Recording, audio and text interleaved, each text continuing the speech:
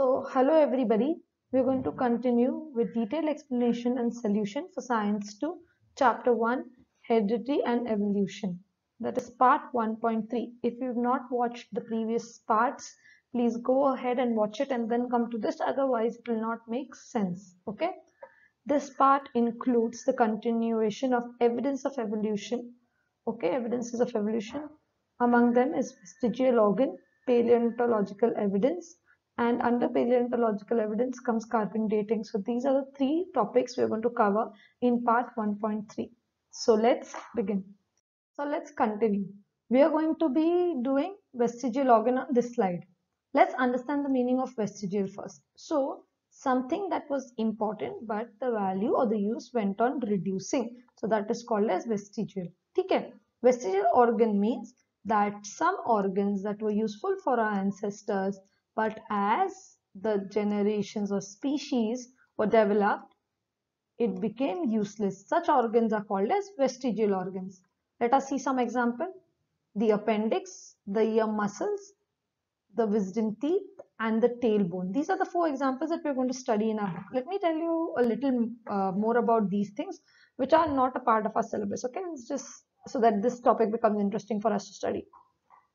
So appendix, what are the scientists say? What do the scientists say about the appendix was, appendix was useful for digestion by our herbivorous ancestors. Okay, our ancestors used to eat a lot of plants. The ancestors who used to eat a lot of plants. So for the digestion of such plants, this appendix was used. Recent discoveries say that when we suffer with diarrhea or lose motions, our system undergoes bacterial infection. So the appendix is used to clear such bacterial infections. Okay, so that is something that I have heard recently. Now, ear muscles, I think you all are more or less they all know about. This is our ear muscle. Okay, so in dogs, cats, you must be seeing the movement of the ear happens, and most prominently in bats. So in order to capture the voice or any voice of the predator or the prey coming, these animals, they move their ear. Okay, so that is the ear muscle. You can watch a video on YouTube. Okay, it will be very interesting. That is if you all want. Wisdom tooth. So wisdom tooth is said that our ancestors used to eat raw meat before fire was discovered. So they made use of this wisdom teeth over here. Okay, to bite into that raw flesh. Tailbone. You already know tail is used to maintain the balance of the body. As we developed and we started using our feet and hands and leg to support our entire body, this tail started disappearing and now it does not exist anymore. It exists, but it is of no use to us. Okay. So knowing this, let's start with our answer. See, now there is a question, define vestigial organs, name some vestigial organ. I think it's question number 6 in your textbook. That I will be giving it in my notes, but as of now, I'm going to consider it as a short note. Okay, so we get all the points. You can pick up the points from here and then use it in your answer over there. Okay. Write a short note on vestigial organs. First 2 points, as I always told you, see, you all can also see it very clearly, the definition and examples of them. Okay, so degenerated or undeveloped useless organs of organisms are called as vestigial organs. Vestigial organs, namely the appendix, muscle of the ear pinna, tailbone, wisdom teeth, and body hair, are present in the body of human beings.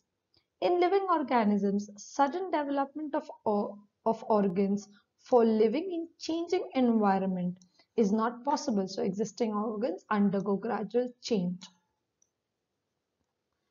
A particular structure in the body is useful under certain situation.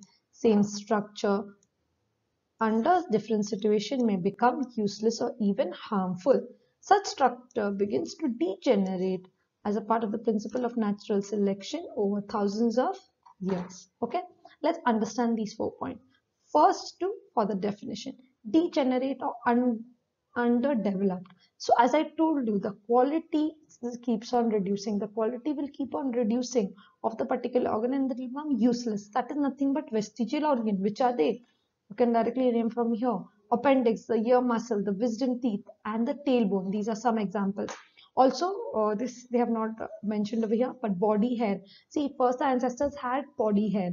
then as to tackle the climatic conditions. But as we started developing leaves, we came to know that are useful, then cotton and this and that cloth and all. Then the body, since we started wearing clothes to protect our body, the hair started disappearing. Okay, so that is body hair. Okay, let the first 2 points are done. Okay, let me summarize. Degenerate underdeveloped parts of the body which were useful at once, now they are not, they are not used. Okay, those are called as vestigial organs. Some of the vestigial organs: appendix, ear muscle, wisdom teeth, and tailbone. Now let's see how they are useful or how they became to not be used in our body. Okay, this is an explanation. Let's see what happens. Sudden changes of organs for living in changing environment. So sudden change, sudden development happens, so the body or the organs change in order for the organism to adapt to these changes in the environment. Okay, so existing organs undergo gradual change. Again, the word gradual is here. Okay, very important. Gradual, slow changes, slow and incremental changes. Okay, so sudden development of organs is required for living in the changing environment. How can this be achieved? Okay, the organs undergo a gradual change. Okay, so when one structure in particular was useful, now the same structure becomes useless or even harmful. Okay, okay, such structure begins to degenerate as per the principle of natural selection. Now what was the principle of natural selection? Survival of the fittest, the strongest survives. So, and this also because, so some structure is useful, it is helping the man to tackle, so use of his hands and all, his structure was useful, so it went off developing, and the stoop structure that was there, it became into a straight man. Okay, so all this, okay, so all this helped in development or development of organs and throwing away of the organ naturally by the body. Okay, of the organs which are not used, that is vestigial organ. So I hope you've understood these 4 points. Let's go to the next slide. Okay, now vestigial organ, name of vestigial organ, how because of adaptation the organs changed. Okay, the existing organs changed and okay, and developed. The third point, the fourth point was, what was the fourth point? Let me see. What do you think the fourth point was? Okay, the fourth point was that these organs, okay, the structure, sometimes it was useful, sometimes it was useless, and sometimes it was even harmful. So, which was decided? Who decided this? This Darwin's theory of natural selection decided it. Ki which are useful, which are useless, and which were harmful. Okay, those structures which were useful, okay, they were kept, which were harmful, they were destroyed. Okay, or they were there in the body but they were not used. Okay, or they started disappearing. So this process led to the formation of vestigial organs. Let's continue. Such organ, though non-functional in certain organisms, okay, may be functional in other organisms. That is, they are not vestigial in these. Okay, these organisms, it is not vestigial. Let's see now example, what I've already explained. For example, appendix, which is useless to humans, is functional organ in ruminants like cows and buffaloes. Similarly, muscles of the ear pinna, which are useless to humans, are useful in monkeys for the movement of the ear pinna. Various vestigial organs like the tailbone, wisdom tooth, and body hair are present in the body of human beings. Okay, this is what we conclude our answer. Let me explain these 4 points now. Okay, so after saying first point that these organs develop gradually as per our need. Second was based on the theory of natural selection, that those that were useful and those that were harmful, depending upon that they started disappearing, and then these came to be known as vestigial organs. Okay, but what happened is, in some they were non-functional, in some they were functional. In the ones they were non-functional, they were known as vestigial organs, and in organisms where it was functional, they were called as non-vestigial because they are functioning, they are being used.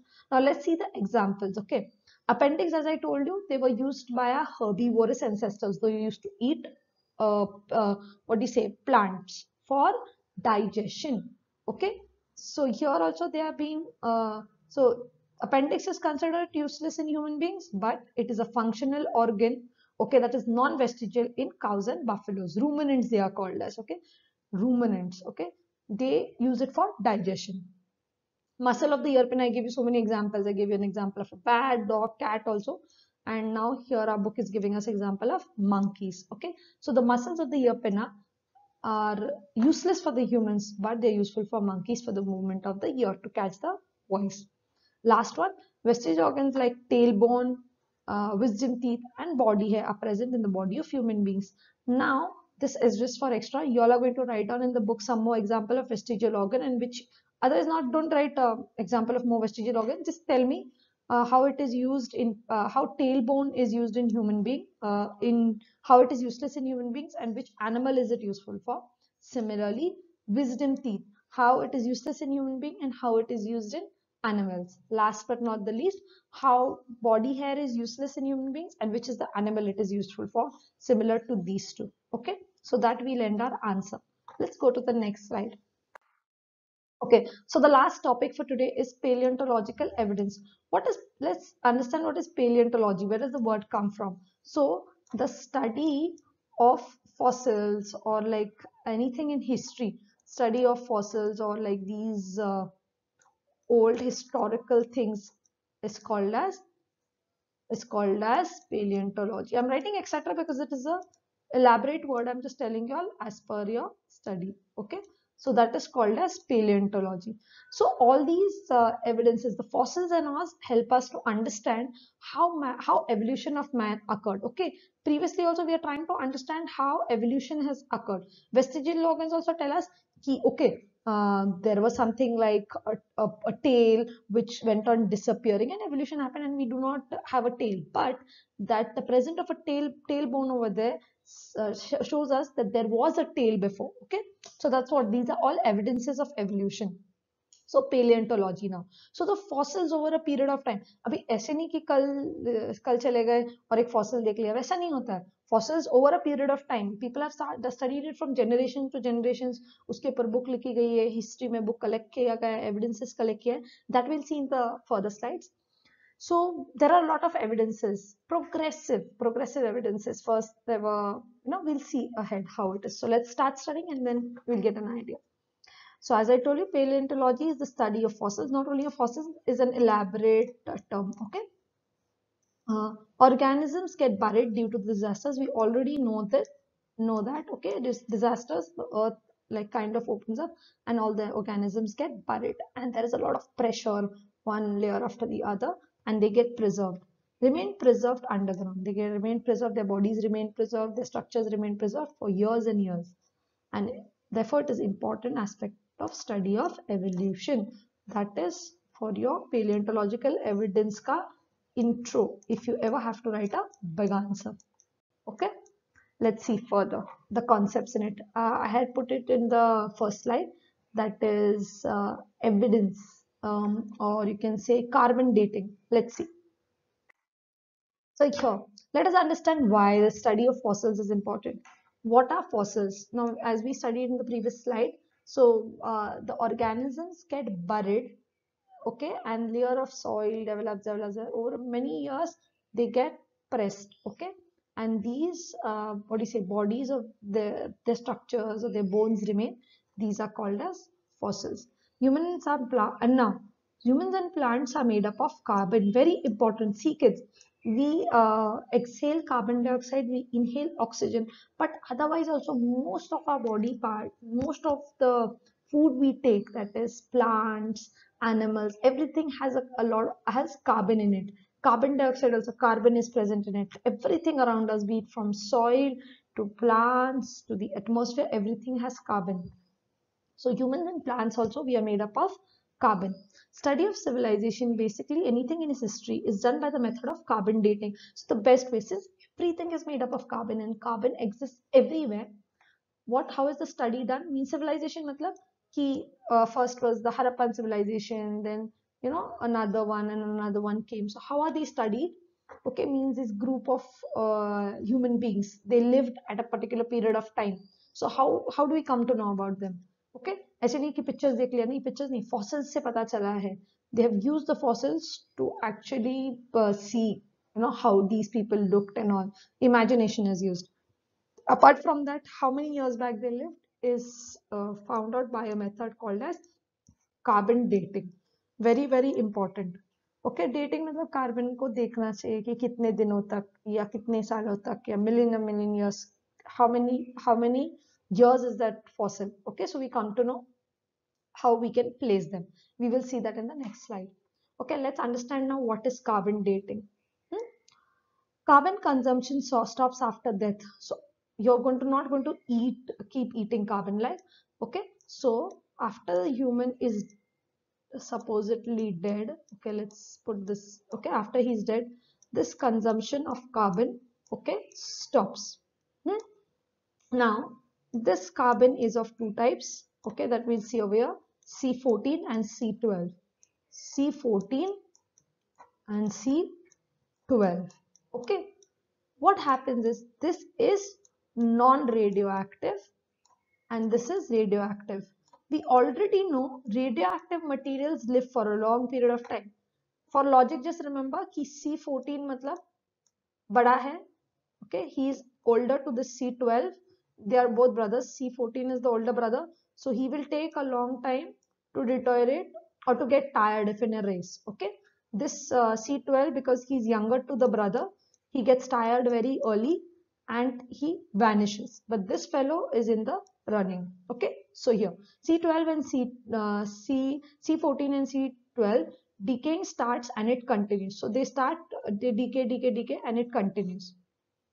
But ratio of their decomposition is not the same. As I told you all, this brother will get tired fast, this brother will get tired later because he's older. Okay, C12 is radioactive, means just remember this, just remember the number 14 and remember that it is radioactive, and remember that it will take time, a long period of time for it to deteriorate. This fellow is non-radioactive, it will perish. Okay, and so therefore the thing that this stays and this deteriorates, they take a ratio. Okay, so radioactivity of C14 is taken into consideration कि भाई कितना time ले रहा है कि ये C14 कितना time ले रहा है गायब होने के लिए या डिसअपियर होने के लिए. ओके, और इनका रेशियो कि C12 और C14 में कितना टाइम है सब. ओके, तो these two things are required for carbon dating. ठीक है, explain once again, I'll summarize it for you. That once a human dies, he stops the carbon consumption. He does not eat carbon. Okay, so we have these two carbons, carbon C14 and C12 are there, which help us in understanding the how old is this human being or how old is this organism. Okay, now C14 and C12 they start decomposing, but not at the same time. One is faster, one is slower. Okay, they start decomposing, but one is faster and the other is slower. Why? Because one is radioactive, one is non-radioactive. And then this brings us to the method of carbon dating, which uses the radioactivity of C14 and the ratio of C14 to C12 to understand the age of the particular organism which was found under the earth. This method is nothing but carbon dating. Okay, so let's understand what are we trying to understand here. Paleontology, how is study of fossils used to understand evolution. Okay, so first we understood what are fossils. Okay, these are dead and buried organisms under the soil. Okay, what are they all made up of? Carbon. तो अभी इनको study करना है. कैसे study करेंगे? Carbon dating. We understood how we study carbon dating with the help of C12 and C14. Okay, let's go to the next point. So this is used to study human fossils and manuscripts. Manuscripts are old historical documents. Okay, old historical documents are called as manuscripts. Okay, they help us to understand the organism that lived over there. So the organism that lived many years ago, who helps us to understand them? Okay, paleontology and the evidences that were found. Okay, it also tells us that vertebrate means a man now what man we see, okay, or organisms with a spinal cord, okay, on organisms with a spinal cord have evolved, okay, have come from invertebrates, organisms without spinal cord. In the next slide we'll see which are these organisms. I hope these 7 points are very clear for paleontological evidence. Let's see further. Let us get a little more, let us make this topic a little more interesting. This is something out of the book and one part from the book, okay. Last slide for the day. So here I want you to give me the name for this particular diagram, okay, in your book. And without drawing this, don't draw this entire structure, okay, but you can just draw these boxes and write the names of these organisms. So you'll have to write the name of these organisms instead of their picture, and write, give the title for this figure, okay. After you'll do all that, send me a picture, write the names of these organisms, rest remains the same instead of the picture, and give a title what is there in your textbook. See, let me explain now. As they say, we came from invertebrates, we didn't have spinal cords, okay. So snail is there, starfish is there, these are the fishes, okay. So they existed, okay. Then we had frogs, then we had alligators or crocodiles, so they were called as amphibian. And so amphibians are this, and pisces are all the fish, okay. So they existed, they were called as invertebrate without a spinal cord. So we developed from these organisms, okay. Okay, so see, these are mammals and all are the ones with a spinal cord, okay. This was known as the Paleozoic era. See kids, this Paleozoic era looks something like this. This is the Paleozoic era. See, this is the picture of it. I given a nice picture. If you want Google, you'll get some many nice pictures. So it's good to look at to study. So they are saying that all these existed, all underwater organisms. They said, now, life developed. First life developed in the ocean. So this is what it looked like. Okay. Now these are all our assumptions. Okay. Maybe people have seen it, maybe people have not seen it, but yeah, this is the assumption that everything existed in the ocean. Then came the Mesozoic era. See kids, Mesozoic era is this. Can just make connections over here. This is the Mesozoic era. Mesozoic era. Mesozoic era are where reptiles, like creepy crawlies, where lizards and snakes and dinosaur existed. That is the Mesozoic era. Okay, Mesozoic era. Okay. Now, and the last one, Cenozoic era. See, Cenozoic era is a very broad term. Here, there is part one, Cenozoic era, and second part of the Cenozoic era where humans also existed. But you can see the other animals also came into being, the smaller animals, the dinosaurs vanished. Okay. So, this is nothing but the Cenozoic era. I hope you all like this part 1.3. I tried to make it as interesting as possible. See, these pictures you all don't need to, but it will help you all to remember. This comes as the following: fill in the blank, complete the chronology. Okay, so you all should remember the names. Means Paleozoic era. Paleozoic era, who existed? There were amphibians and pisces, that is the fish, who were invertebrates in the Paleozoic era. Then after that came the Mesozoic era. These evolved into reptiles and dinosaurs. Reptiles and dinosaurs. This was the Mesozoic era, who existed in it. Then came the Cenozoic era, where aves. Aves means birds. Okay, this is a scientific name for it. Mammals, those who live on land as well as water. Those were mammals. Okay, so Cenozoic era, who existed in the Cenozoic era. So these are the things that you need to remember. Okay. And I told you the homework, give a title for this, draw this, but without the pictures, just write the name. Okay. And yeah, I hope you'll like this 1.3, and I'll meet you all for part 1.4 next week. Bye. So hope you've all enjoyed this part of the chapter series, just as you would enjoy your favorite book with a hot cup of tea. So ECOT, that is everyone's cup of tea, will bring to you many more such chapter series along with detailed explanation and solution of the exercises that are there in your textbook. We wish to bring to you this and more at zero cost so that the hardest chapters become your cup of tea. So help us by clicking on this button. Get notified about our upcoming chapter series. Also, share it to help us define education through equality. Do message us any doubts that you have on our Instagram handle, Everyone's Cup of Tea, and we promise to answer them. Thank you and keep sipping. Bye.